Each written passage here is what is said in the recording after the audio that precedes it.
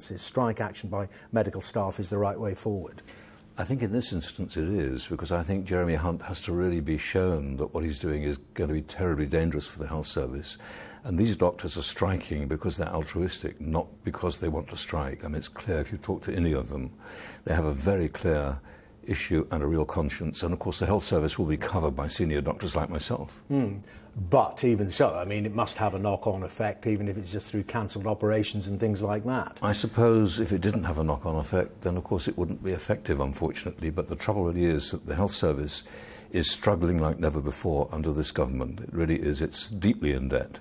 The small amount of money that George Osborne has just suggested he puts in will not cover the sort of debts that trusts have got. There is a massive issue with morale, and of course the health service has always worked because doctors have been prepared to work against all the odds to get things done. But I think on this occasion there are some serious issues which have not really been fully discussed. Touch upon them, please, Lord Winston. Well, firstly, you know, the reason why the NHS is so excellent, why it's the best NHS, why it's the best health service probably in the world, and certainly there are measurements to suggest that, is because of the research we do, the clinical research.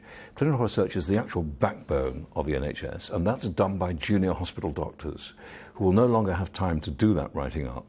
And one of the issues is that again and again there is an antithetical issue about how doctors treat research. It's not taken seriously in NHS.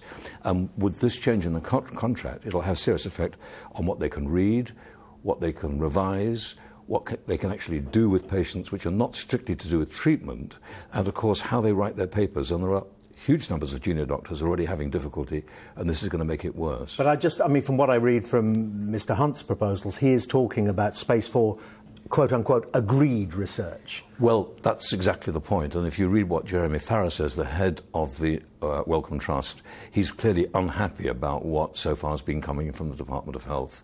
And I think you have to accept that he's not political. He has no axe to grind. But he is a very, very famous researcher who runs a very distinguished funding organisation which funds so much of the work that goes on in the NHS. And he's seriously alarmed by this. Quick thought, I mean, as a Labour peer, about Jeremy Corbyn. Do you think he's right in his position on Syria? Do you know, it's a really interesting issue because I think, whilst I'm absolutely not a Corbynista, and I think that, you know, the Labour Party leadership is in a disarray, I have to say that there's a strong reason why we probably ought to think very carefully before going in. I think the risk to innocent civilians is massive. And I don't know, you know, it seems like history repeating itself without thinking again what we do after we've blotted out part of ISIS. I do not believe that there's any way you can possibly destroy an entire movement like Daesh. I really think it's going to be impossible. But do you think he's right? We know Mr. Corbyn's views about, you know, he doesn't personally want to get involved. It's management of the party. He's the leader now. Do you think he should offer MPs a free vote, a conscience vote, or should he say, this is our position, it's my position, and you stick with it? Well, I think it is a conscience vote. I think it's a conscience vote for everybody in Parliament as well. I think it has to be. I think, you know, going to war is a matter of conscience. And I think party politics sometimes play too big a part in the decisions that we make. The idea of the whip deciding what is in the best interests of something else seems to me to be... That's why the House of Lords works, for example. The House of Lords, of course, has a whip, but it doesn't take it in the same kind of way. It's a suggestion that we might vote in a particular way, but actually there's no compulsion, and there are no sanctions if you decide to vote against your whip. In the House of Commons, of course, the sanctions are very serious, and that's what Corbyn is threatening.